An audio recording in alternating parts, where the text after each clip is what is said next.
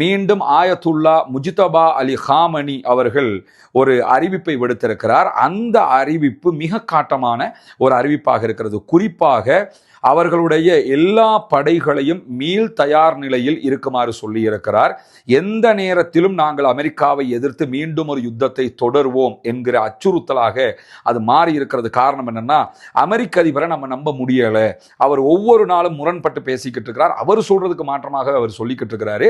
எனவே any time நாம் ஒரு யுத்தத்தை செய்ய வேண்டி வரும். இன்றைக்கு மிக முக்கியமான ஒரு தகவல் வெளியாகி இருக்கிறது. என்னன்னு சொன்னா, இஸ்ரேல்ல தொடர்ந்து பல பேரை இஸ்ரேல் கைது செய்து கொண்டிருக்கிறார்கள். இஸ்ரேலுடைய விமானப்படையை சேர்ந்தவர்கள். அதை தாண்டி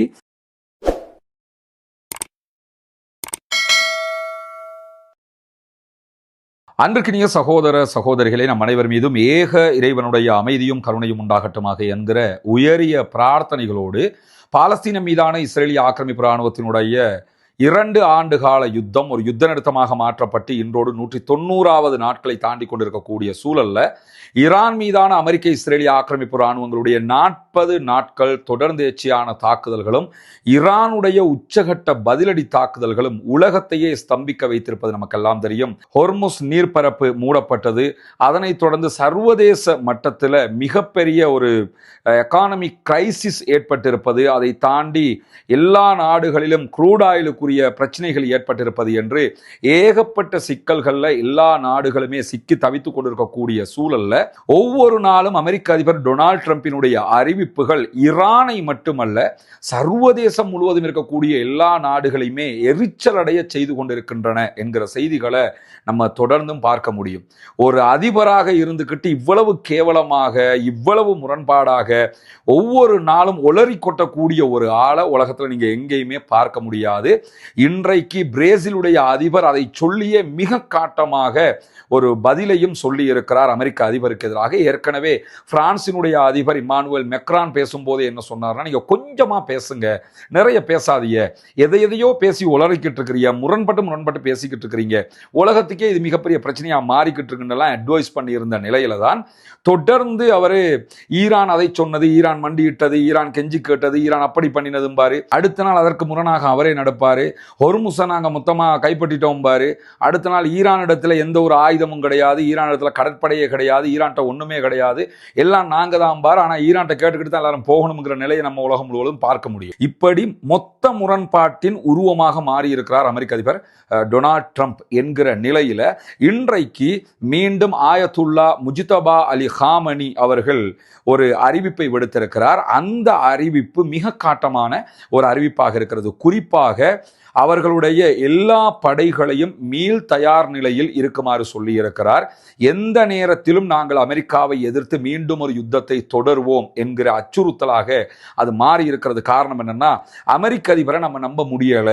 அவர் ஒவ்வொரு நாளும் முரண்பட்டு பேசிக்கிட்டு இருக்கிறார். அவர் சொல்றதுக்கு மாற்றமாக அவர் சொல்லிக்கிட்டு இருக்கிறாரு. எனவே எனி டைம் நாம் ஒரு யுத்தத்தை செய்ய வேண்டி வரும். எவ்வளவு பெரிய யுத்தமாக இருந்தாலும் நாங்கள் அதற்கு தயார் நிலையில் இருக்கிறோம் என்பதையும் ஆயத்துல்லா முஜ்தபா அலி ஹாமனி சொல்லியிருக்க கூடிய நிலையில ஈரானுடைய மக்களை நம்ம எடுத்துக்கிட்டோம்னா அவங்க கூட என்ன மனோநிலையில் இருக்கிறாங்கன்னு சொன்னா, இதற்கு நிரந்தரமான ஒரு தீர்வு வேணும். ஒன்றோ நிரந்தரமான யுத்த நிறுத்தம்னு ஒரு முடிவுக்கு வந்துருங்க, இல்லைன்னா அமெரிக்காவோட 2ல் 1 பார்த்துருங்க. ஏன்னா ஈரானியர்கள் எத்தனை ஆண்டுகளும் யுத்தம் செய்வதற்கு தயார் நிலையில் இருக்கக்கூடிய மக்களாக இருக்கிறதுனால அவர்கள் அதற்கு எப்பொழுதுமே வீரியத்தோடு பங்களிப்பு செய்வார்கள். அதனால அவர்களும் இந்த நிலையில் இருக்கிறார்கள் என்பதை ஆயத்துல்லா அலி ஹாமனியினுடைய புதிய அறிவிப்பு உலகத்திற்கு சொல்லி இருக்கிற அதே நேரத்தில் ஈரானை பற்றி இன்றைக்கு வெளியாகக்கூடிய மேலதிகமான செய்திகளை நம்ம பார்க்கும்போது, டொனால்ட் ட்ரம்ப் தொடர்ந்து முரண்பட்டு பேசுகிற இந்த பேச்சுக்களும் ஈரான் எதற்கும் தயாராக இருக்கக்கூடிய நிலையும், ஈரானுடைய கைதான் அப்பர் ஹேண்டாக இருக்கிறது, ஈரானுடைய கைதான் ஓங்கி இருக்கிறது என்கிற மனோநிலையை ஈரானுக்கு மேலும் மேலும் உறுதியாகவே கொடுத்து கொண்டிருக்கிறது என்கிற செய்திகளை அல் ஜசீரா இன்றைக்கு வெளியிட்டிருக்கக்கூடிய செய்தியை நம்ம பார்க்க முடியும்.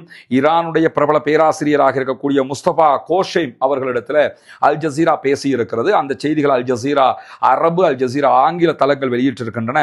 அவர் என்ன சொல்றாருன்னு சொன்னா, எனி டைம் ஈரானுடைய ஆயுதப்படைகள் அமெரிக்காவுக்கு எதிரான யுத்தத்திற்கு தயாராக இருக்கிறது. ஏற்கனவே நடந்ததை விட மிக பாரிய ஒரு தாக்குதலை ஈரானியர்கள் அமெரிக்கா மேலையும் இஸ்ரேல் மேலையும் அரபு நாடுகளில் இருக்கக்கூடிய அமெரிக்காவுடைய தளங்கள் மேலையும் நடத்துவதற்கான வாய்ப்புகள் இருக்கிற அதே நேரத்தில் ஒவ்வொரு இரவும் தெருக்கல்ல லட்சக்கணக்கான மக்கள் இறங்குகிறார்கள், ஈரானுக்கு ஆதரவாக நிற்கிறார்கள்.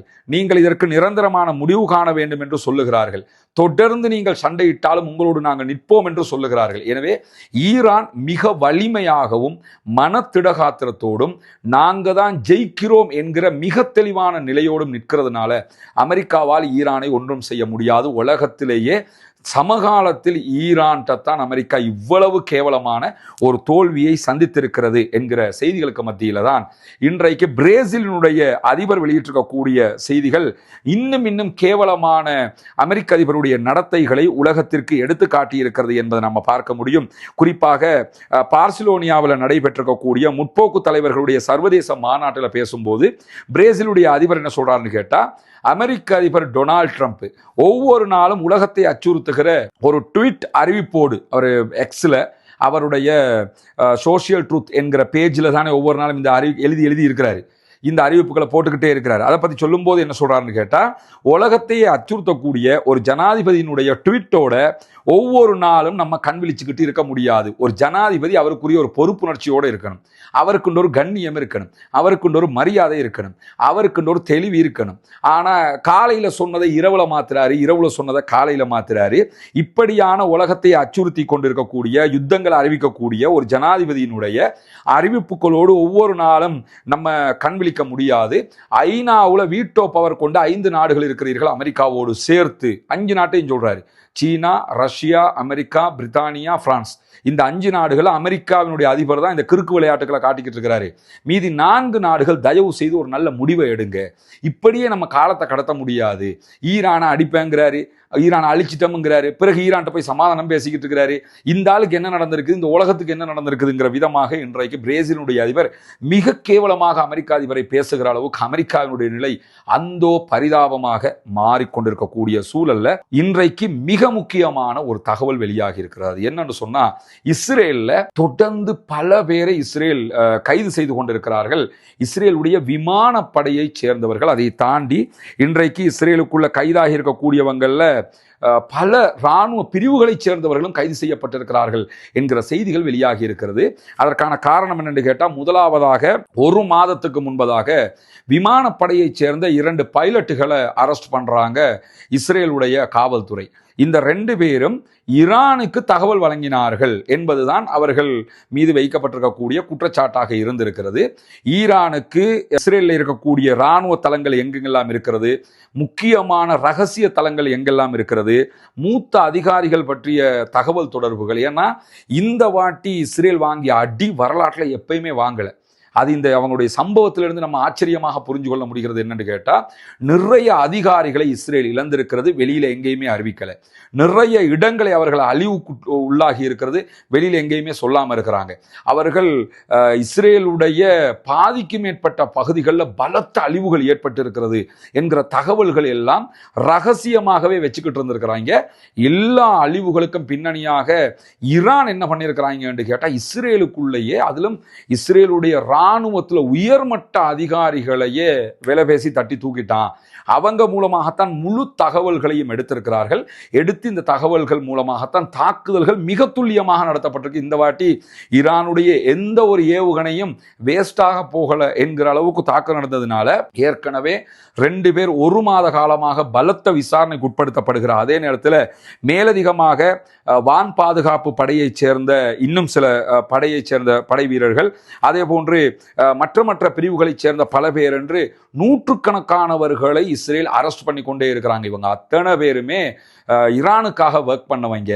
அதே சொல்லுவாங்கல்ல, நீ 2 பேரை போட்டு தான் அவன்கிட்ட உழவு பார்த்துக்கிட்டு இருந்த, ஆனால் அவன் என்ன பண்ணுறான்னா உங்ககிட்ட இருக்கிற எல்லாரையுமே உளவாளியாக தான் வச்சுக்கிட்டு இருந்திருக்கிறாங்கிற மாதிரி நிலைமை மாறி போய் இஸ்ரேலே பதைத்து கொண்டிருக்கக்கூடிய ஒரு செய்தியாக இந்த செய்தி வந்திருக்கிறது.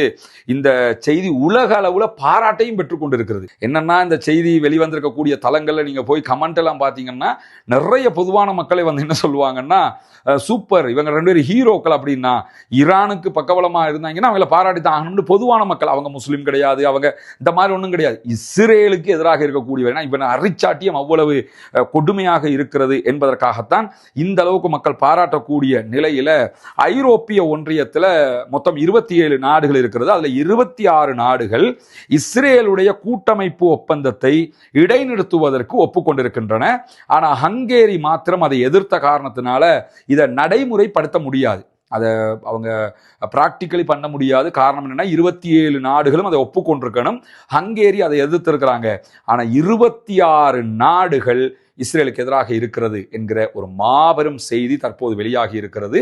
உண்மையிலேயே காசா மீதான அழிவுகள் நடக்கிற போது இவ்வளவு அழிக்கிறாங்களே என்கிற ஏக்கங்கள் இருந்தாலும் அந்த பாலஸ்தீன விடுதலை போராட்ட அமைப்பினருடைய அந்த விடாமுயற்சியால இஸ்ரேலியர்கள் யார், யூதர்கள்னா யாரு, ஜியோனிஸ்டா யார், இவங்க எவ்வளவு கொடுமையானவங்கிறது உலகத்திற்கே புலப்பட்டிருக்கிறது.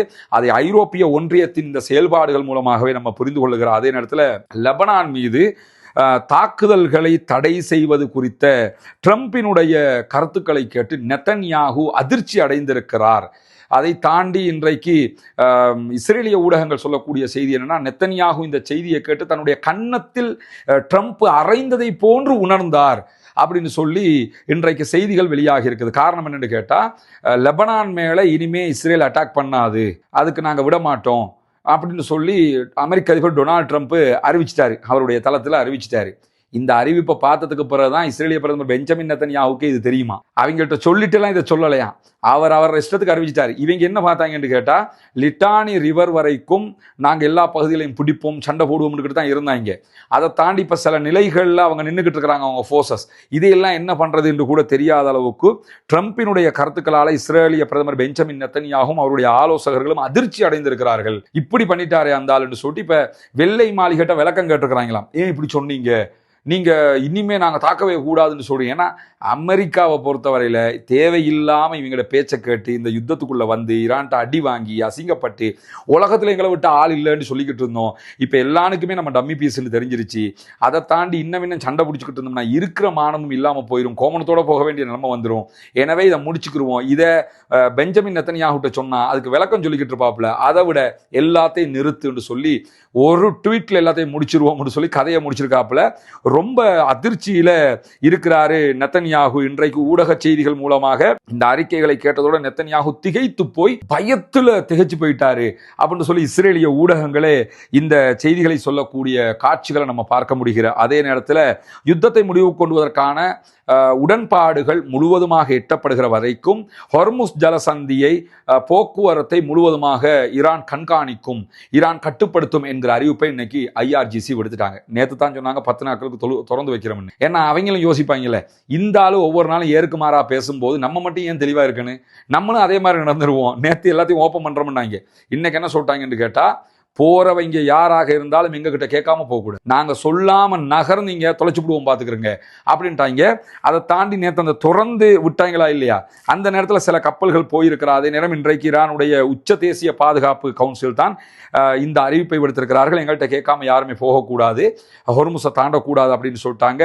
அடுத்த கட்ட பேச்சுவார்த்தைகளுக்கு பிறகுதான் நாங்கள் தெளிவான முடிவை அறிவிப்போம், ஏன்னா அமெரிக்காவை நாங்கள் நம்புறதுக்கு தயார் இல்லை அப்படின்னு சொல்லி சொன்னது மட்டுமல்லாம நேற்று அந்த திறந்த ஒரு நாளைக்குள்ளாக ஒரு கச்சா எண்ணெய் கப்பல், 4 திரவ பெட்ரோலிய எரிவாயு கப்பல்கள், 2 எண்ணெய் மற்றும் ரசாயன கப்பல்கள் இவையெல்லாம் ஹொர்முஸை தாண்டி போயிருக்கின்றன. அதையெல்லாம் அவங்க தடுக்கலை. நேற்று திறந்து இருந்த டைம் தானே, நீங்க போங்க அப்படின்னு சொல்லி சொல்லிட்டாங்க. ஆனா இன்னைக்கு என்ன பண்ணிட்டாங்கன்னு கேட்டா, திரும்ப உடனடியாக தடுத்துட்டாங்க. அந்த தடுத்த இடத்தை பொறுத்தவரையில் இனிமேல் ஈரானுடைய லராக் என்கிற தீவுக்கு தாண்டி யாரும் போகக்கூடாது, உள்ள வரவும் கூடாது, வெளியே போகவும் கூடாது, நாங்க சொன்னா மட்டும் தான் போகணும் அப்படின்னு சொல்லி அறிவிச்சதற்கு பிறகு இன்னைக்கு என்ன பண்ணாங்கன்னு கேட்டால், இந்த அறிவிப்பு வந்ததற்கு பிறகு ஒரு கப்பல் எல்லையை தாண்டி பயணிக்க முனைந்த நேரத்தில் ஈரானுடைய IRGC துப்பாக்கி சூடு நடத்தி இருக்கிறது. கப்பல் இருந்த யாருக்கும் எந்த பாதிப்பும் வரல. பட் கப்பல் ரிட்டர்ன் உள்ளே வந்துட்டாங்க, தாண்டி போகலை, தாக்குதல் நடத்தி இனிமேல் போகக்கூடாது தொலைச்சு விடுவோம்ட்டாங்க. இதுல இருந்து என்ன தெரியுதுன்னு கேட்டால், அமெரிக்காவை தூசுக்கும் கணக்கெடுக்கலன்னு தெரியுது. நம்ம ஒரு யுத்த நிறுத்தம்னு ஒரு நடைமுறையில் புதன்கிழமையோட யுத்த நிறுத்தமும் முடிய போகுது. இந்த கமிங் வெனிஸ்டே வரைக்கும் தான். இன்னைக்கு நம்ம விடியது சண்டே என்று வச்சுக்கிறோங்க. நாளையில இருந்து 3 நாள் இருக்குது, வெனிஸ்டேயோட இந்த ஏற்கனவே இந்த தற்காலிக யுத்த நிறுத்தமும் முடிவுக்கு வந்துடும். முடிவுக்கு வந்துச்சுன்னா பிறகு பாரிய யுத்தமாக கூட அது மாற்றம் பெற கூடும். அதையெல்லாம் அவங்க அதெல்லாம் மேட்ரே கிடையாது. அவங்களுக்கு என்ன பண்றாங்கன்னு கேட்டால், எங்கள்கிட்ட கேட்காம போனியா, ஷூட் பண்ணியிருக்கிறாங்க. ஷூட் பண்ணதுக்கு எதிராக அமெரிக்கா வரப்போறியா சண்டைக்கு, வா பார்த்துக்கலாம் அப்படின்னு சொல்லி ஷூட் பண்ணியிருக்கிறாங்க. இன்னைக்கு துப்பாக்கி சூடு நடத்தியதை சர்வதேச ஊடகங்களும் உறுதிப்படுத்தி இருக்கின்றன. யாரும் எங்கள்கிட்ட கேட்காம கடந்து போகக்கூடாது என்பதை மிக தெளிவாக அவர்கள் சொல்லியிருக்கக்கூடிய செய்திகளையும் நம்ம பார்க்க முடிகிற அதே நேரத்தில், ஈரானுடைய 3 மாகாணங்களில் அமெரிக்கா, இஸ்ரேல், பிரிட்டன் ஆகிய நாடுகள் உருவாக்கிய கள்ள கூட்டணி, சில பேருக்கு காசை கொடுத்து ஆயுதத்தை கொடுத்து குழப்பத்தை உண்டாக்கு, நாட்டுக்குள்ள பிரச்சனையை உண்டாக்கு அப்படின்னு உருவாக்கியிருந்த குழுக்கள் அத்தனையுமே நாங்கள் தட்டி தூக்கிட்டோம் அப்படின்னு சொல்லி IRGC அறிவிச்சிருக்கிறாங்க. குறிப்பாக கிழக்கு அசர்பைஜான், ஹெர்மான், மசந்தரான் ஆகிய மாகாணங்களில் தான் உருவாக்கிய கள்ள கூட்டமைப்புகள், இவர்களுக்காக பணத்தை வாங்கிட்டு வேலை செஞ்சவங்க அத்தனை பேரையுமே நாங்கள் தட்டி தூக்கிட்டோம் அப்படின்னு சொல்லி இன்றைக்கு மிக தெளிவாக அறிவித்திருக்கிறது IRGC. தொடர்ந்து IRGC மிக தெளிவான நிலைப்பாடுகளை எடுத்துக்கொண்டிருக்கிறார்கள். இன்றைக்கு அதனால தான் துப்பாக்கி சூடு நடத்தி இருக்கிறார்கள். அதை தாண்டி நேற்றைய தினம் நாங்கள் ஹொர்முஸை திறக்கிறோம் போங்கன்னாங்க தானே, அதை நம்பிக்கிட்டு தான் போய்கிட்டு இருந்தாங்க. இன்னைக்கு திடீர்னு போகக்கூடாதுன்றதுக்கு பிறகு மீறி போக போனவங்க மேலே தான் துப்பாக்கிச்சூடு நடத்தப்பட்டது. இந்த துப்பாக்கிச்சூடு நடத்தப்பட்டதுக்கு பிறகு இந்திய கொடியோட போன ஒரு பெரிய சூப்பர் டேங்கர்னா கிட்டத்தட்ட ஒரு 5 மில்லியன் அளவுக்கு மேலே பெட்ரோல் பேரல்களை கொண்டு போகும், 50 லட்சங்களுக்கு மேலே பெட்ரோல் பேரல்களை கொண்டு போகக்கூடிய சூப்பர் டேங்கர் கப்பல் உட்பட பல கப்பல்கள் போன பயணத்துலேருந்து திருப்பி நின்ன இடத்துக்கே வந்து நின்ட்டாங்க அப்படின்னு சொல்லி அறிவிப்பு வந்திருக்குது. கிட்டத்தட்ட 3000த்துக்கு மேற்பட்ட கப்பல்கள் இந்த ஜலசந்தியிலே சிக்கி கொண்டிருக்கின்றன. 20,000த்துக்கு மேற்பட்ட மாலுமிகள் அந்த கப்பலில் இருக்கக்கூடியவங்க சிக்கி கொண்டிருக்கிறாங்க என்கிற தகவல்கள் எல்லாம் தொடர்ந்து வெளியாகி கொண்டிருக்கு. அமெரிக்க அதிபருடைய இந்த தாறுமாறான முரண்பட்ட செயல்பாடுகளால் ஈரான் தன்னுடைய இலக்கை அடைவதற்கு நாங்கள் முடிவோடு இருக்கிறோம், இனிமேலும் ஏமாற முடியாது என்பதில் தெளிவாக இருக்கிறார்கள். அதனால் தான் இந்த நிகழ்வுகள் நடந்து வருகிறது என்பதை நாம் புரிந்து கொள்ள முடியும். தொடர்ந்து இணைந்திருங்கள். ரஸ்மின் எம்ஐசி நியூஸ் மற்றும் ரஸ்மின் டாக்ஸ் ஆகிய 2 சேனல்களோடு உடனுக்குடன் உண்மையான செய்திகளை உங்களுக்கு கொண்டு வந்து தருவதற்கு தயாராக இருக்கிறோம். இந்த செய்திகள் அத்தனையும் உண்மையை நீங்கள் புரிஞ்சுக்கணுங்கிறதுக்கான ஒரு செயல்பாடாக நாம் முன்னெடுத்து வருவது என்பது உங்களுக்கு தெரியும். ஆக்கிரமிப்புகள் ஓய வேண்டும், ஆக்கிரமிப்பாளர்கள் ஓய வேண்டும், ஆக்கிரமிப்பாளர்கள் ஓய்ந்து ஆக்கிரமிப்புகள் ஓய்ந்து அமைதி திரும்ப வேண்டும், அப்பாவிகள் மீதான தாக்குதல்கள் நிறுத்தப்பட வேண்டும் என்கிற பிரார்த்தனையை தொடர்ந்து முன்வையுங்கள். காசா அப்பாவிகள் மீதான, லெபனான் அப்பாவிகள் மீதான, ஈரான் அப்பாவிகள் மீதான தாக்குதல்களை உடனடியாக நிறுத்தப்பட வேண்டும் என்று அல்லாஹ்விடத்தில் பிரார்த்தனை செய்கிற அதே நேரம் ஜனநாயக ரீதியாக தொடர்ந்தும் ஆக்கிரமிப்பாளர்களுக்கு எதிராக குரல் எழுப்புவோமாக. வாஹ்ரத் அல்ஹம்துலில்லாஹி ரப்பில் ஆலமீன்.